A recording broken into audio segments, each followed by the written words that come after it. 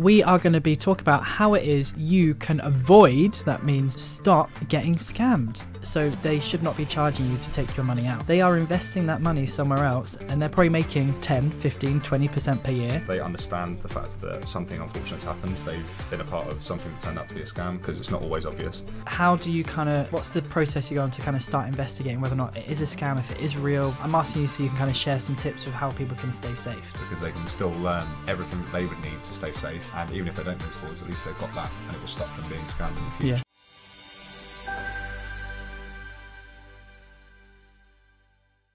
Hello and welcome to the STARTrading podcast with me, Lewis. And me, Sophie. And I'm Ben.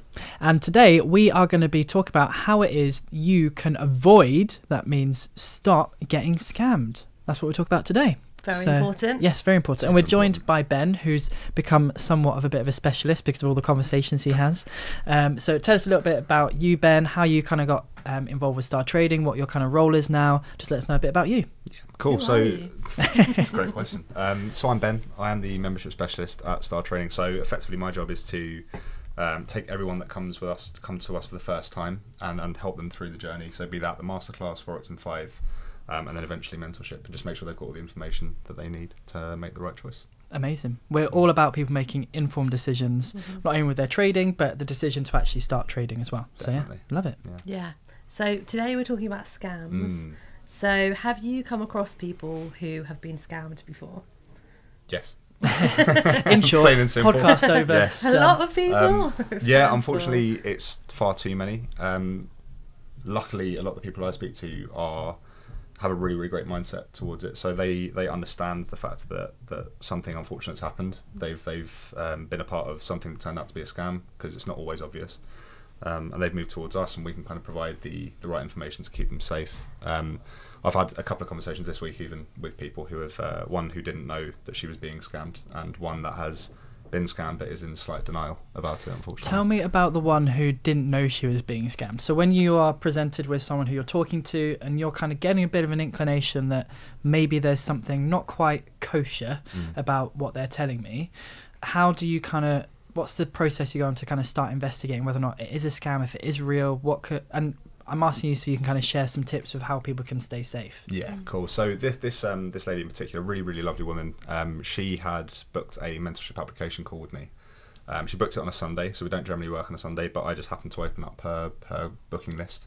And there's always a question set for us to get the best information out of people. So I had a look, and she had put in there that she had invested £200 into this magic broker who was getting her a really great return. I think she put in that they were trading with 40% of her overall account balance, which to me was obviously a massive red flag. Yeah. And also that they were then trying to force her to invest, I think it was upwards of 10 grand. So they're jumping from 200 to 10.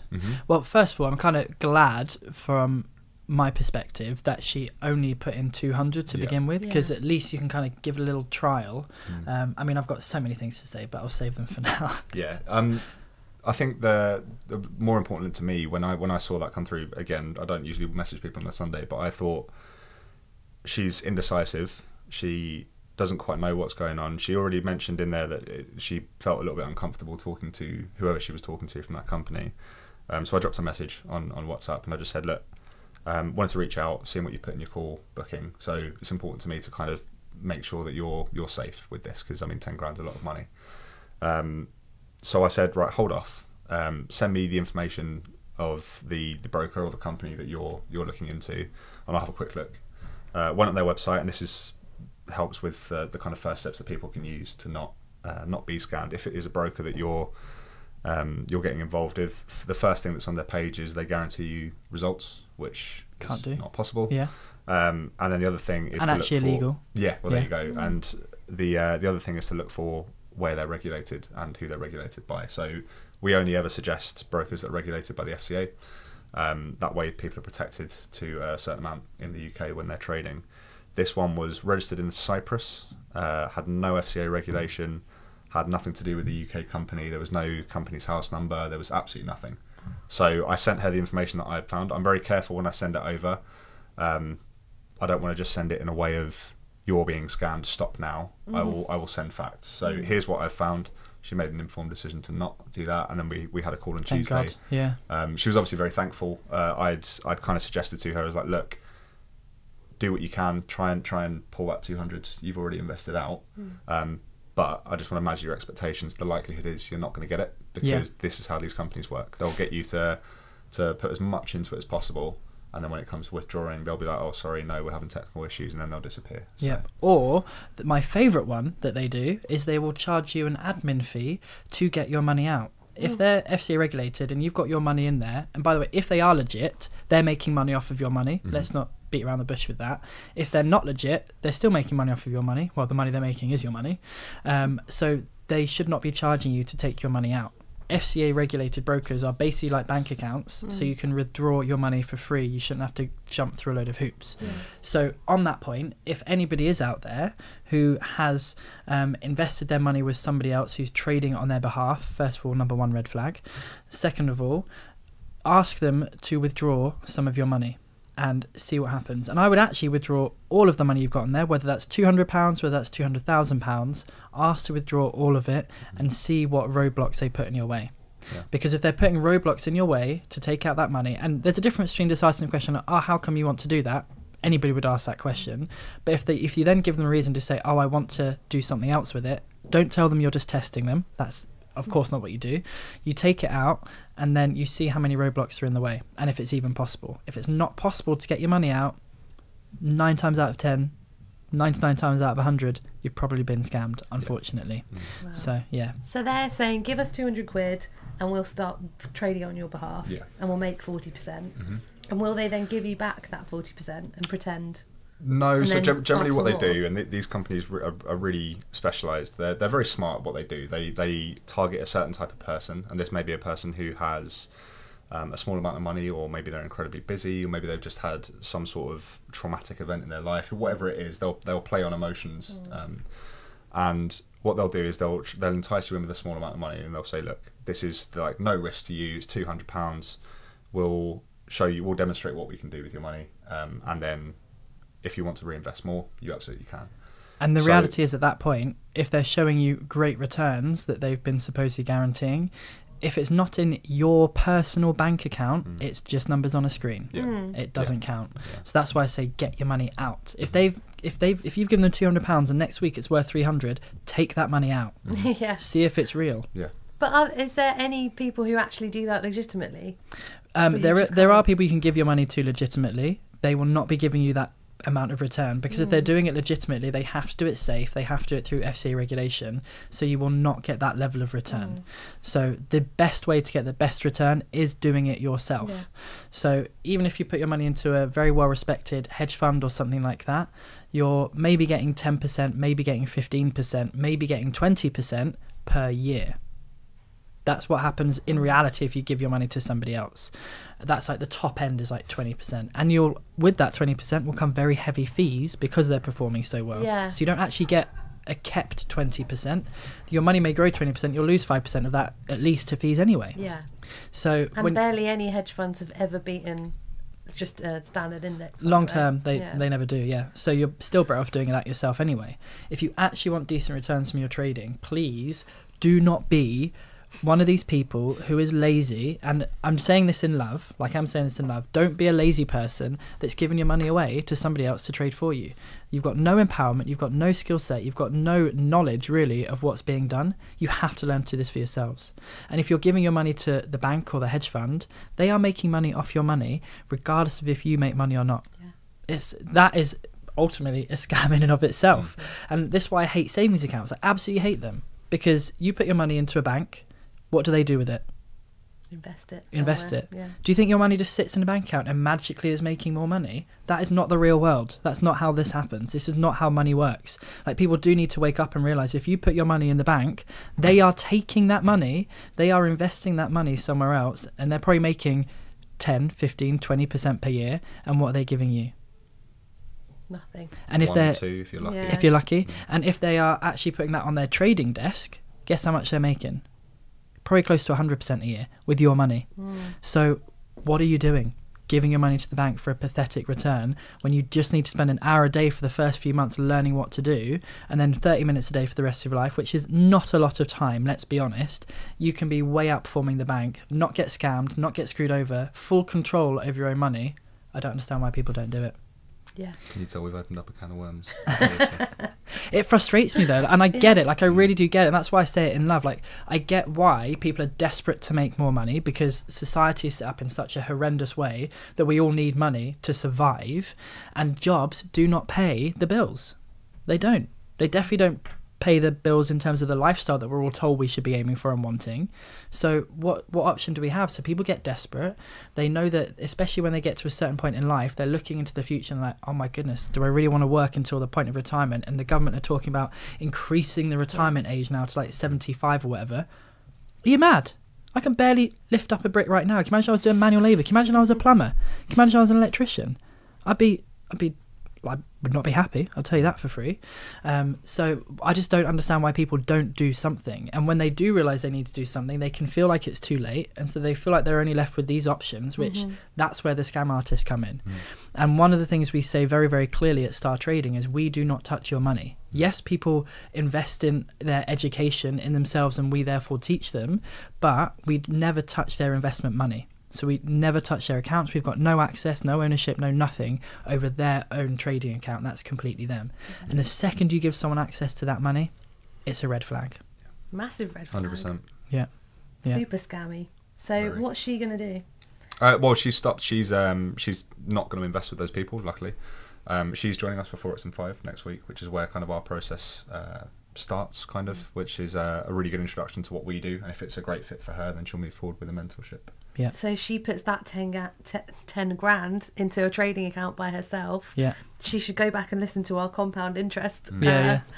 She'll be introduced to it next week, and that's often an eye-opening portion of the week for people. Yeah. Definitely. Yeah, you can do it yourself. Yeah, I met someone who had spent £40,000 on trading, training, and giving it to other people, and was left with nothing. Like, it's insane. Yeah, and the reality is, if you are doing it yourself, let's not beat around the bush. You better have the skill set in place, but it's worth learning that skill set for yourself so you aren't subject to all these scams. And let's call another spade a spade. There's a lot of scam education companies out there. So how can you stay safe? I've got some ideas, but I'm interested what Ben has to say. How can you stay safe when you're picking an education company to not get scammed by one of the bad guys? Yeah. It's a great question. And there are, like you say, there are so many out there, and not all bad. There are obviously some really great people out there.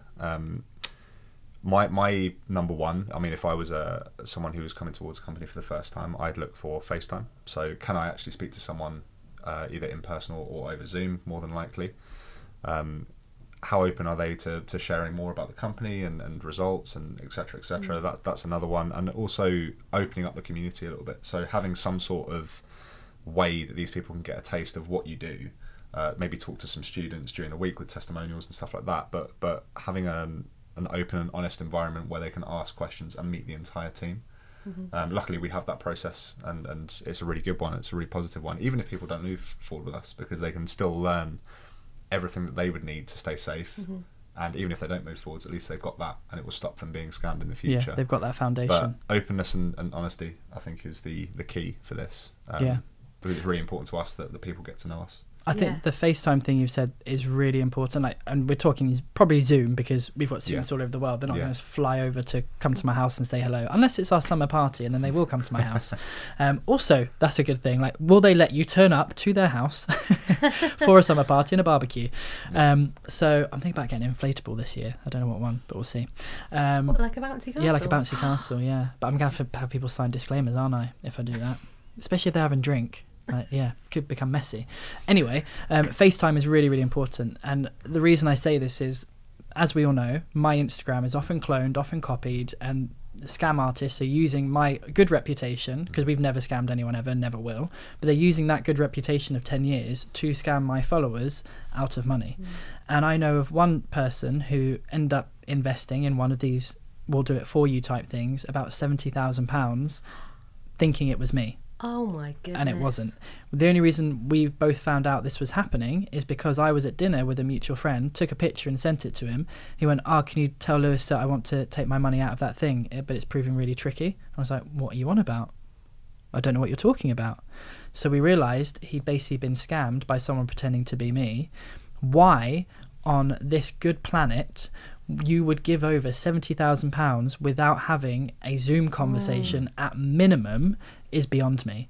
I mean, again, really good mindset about it. He was like, "Look, lesson learned, it is my fault completely." Not my fault, it's not me, it's in his fault completely. So he took ownership of it, took responsibility for it.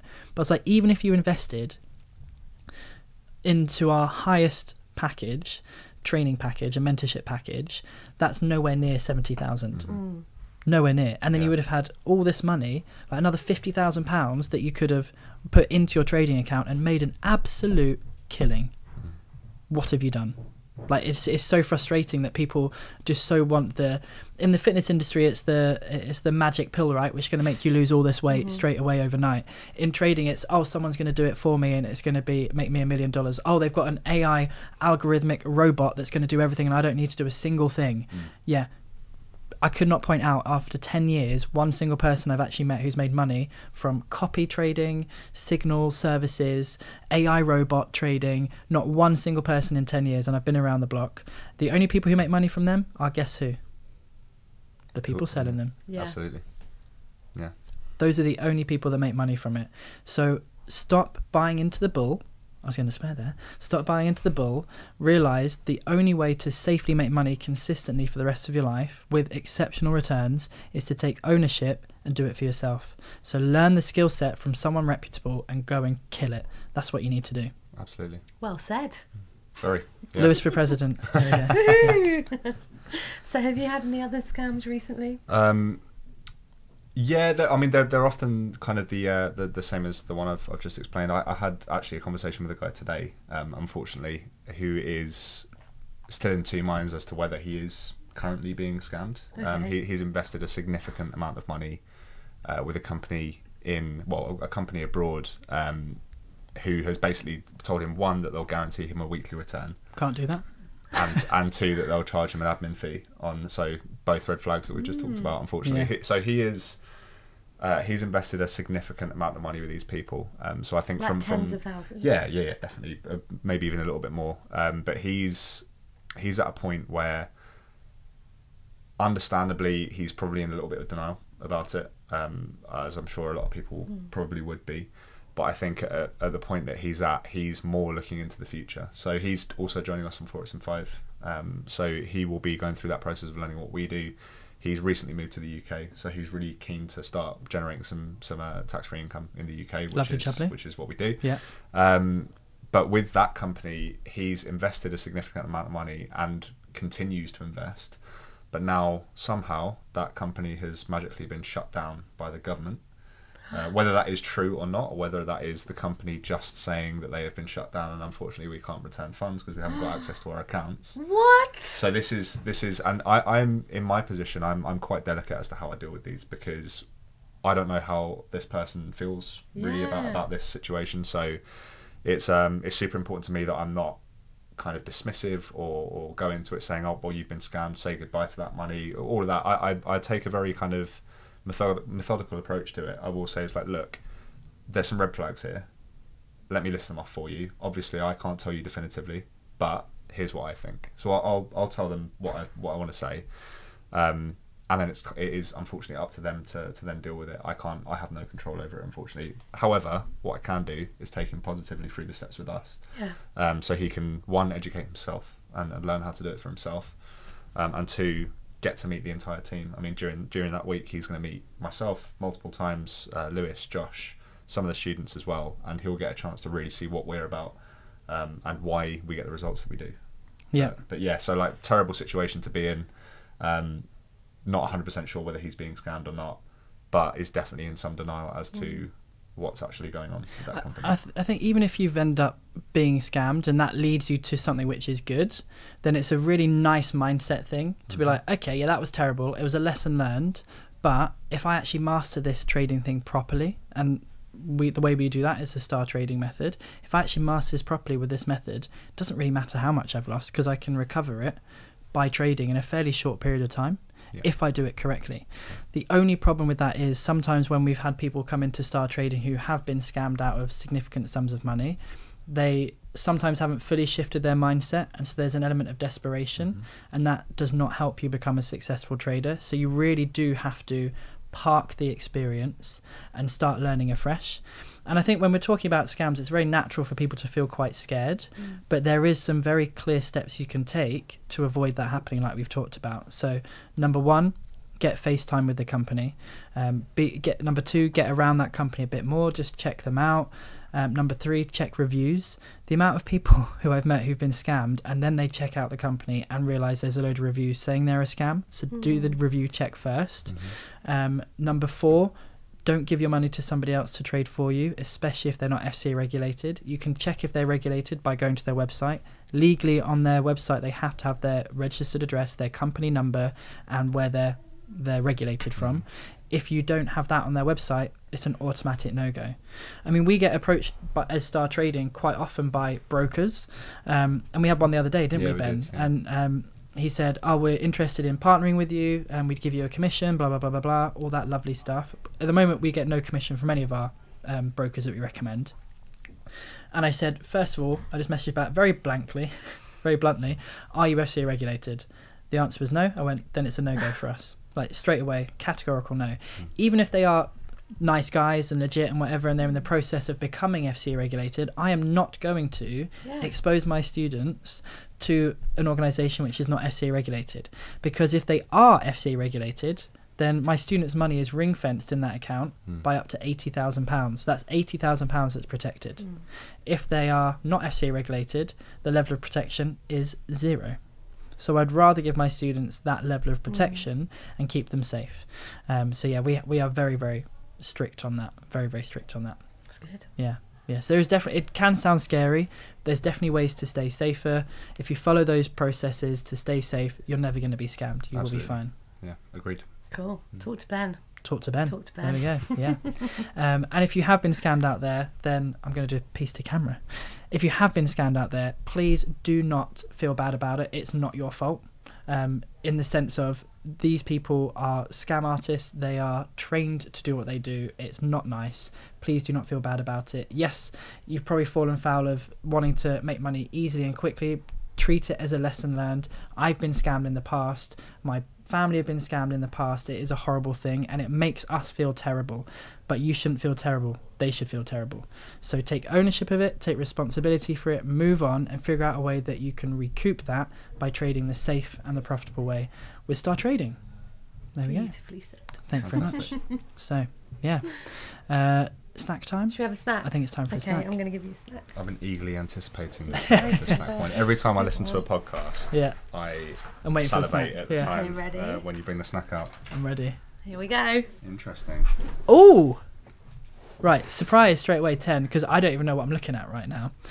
M&S, again, lovely. Just add British outdoor bred pork crackling. I do love a pork crackling. I do. I can already tell you this is going to be a 10 out of 10. You seem to nail it every time. Wow. What's the worst snack you've had on the show? Oh, sorry, that smell just hit me. You know, like when you open chicken, it's just that protein smell. Like, oh, did someone just cut one? I doubt there's much protein in that. How dare you? Yeah, this is all fat. Worst snack that I've been given. There was one I didn't like. Which one? I can't remember which one. Remember, this is weeks and weeks and weeks ago now. Yes, it is. Can't remember. I mean, yours has been up and down. Mine are very up and down. You surprised me. But I go for the surprise, not the taste. Yeah. Right, so crackling. I'm into it. The only thing is, because they're like this, they don't have like quite so much gristle like actual pork crackling. Like there's pork scratchings. Oh, there's not enough salt on them either. So flavour, 6 out of 10. You're going to let Ben try? No, they're mine. Every time. There you go. Thank you very much. I'll try a little one. Very crunchy. They are crackling. This is great for the ASMR, isn't it? Yeah. Not bad. They're not bad. They're not great though. Mm. Yeah. But I will eat the whole pack. Okay. Right, your one. What's your surprise? Oh yeah, ranking. Surprise, I said 10. Flavour is 6. Yeah. Okay. We need the fans of the podcast to start a little table of all the snacks and all the scores. Yeah. I'm sure someone analytical has done that. Yeah. Right. Okay. There we go. Looking. Please don't be disgusting. There you go. Oh, Turkish Delight. Yeah. I've never had one of these. Have you never? No. Have you? No, because often Turkish Delight's got like almond in. Let's see. No nut. Hazelnut? Nothing. Okay, I'm not going to touch it anyway, to be honest. Why? Just in case. Turkish Delight covered with milk chocolate. What's the Turkish? Isn't it like nougat? Turkish Delight is like a it's like sugary, a sugary treat, isn't it? It's always at the end of the meal. Do you want to try a bit? Go for it. Why not? I don't know how to split it. That is very gooey. Messy, whatever way we do it. Ta-da. Wow. That is gooey. Why is it covered in chocolate? It looks like jelly. I must admit, I've never seen one covered in chocolate, but it's actually quite nice. It's really weird. It's quite fragrant, isn't it? It is, yeah. It's not like the Turkish Delight that you get in a restaurant. No. But it's quite nice. I like it. Okay, you can have it. Surprise. Good surprise. 10. Yeah. Taste. What would you say, Ben? We're going out of 10. I'd give it a 5. I'd give it a 3. Okay. That means Ben wins. My Turkish it's still Delight. a bit on the roof of my mouth Yeah, as well. it's stuck to me. Yeah. Yeah, well, enjoy. So that's the end of the podcast today. So thank you very much for joining us on this episode of the StarTrading podcast. We will see you soon. Bye. See you later. Bye-bye.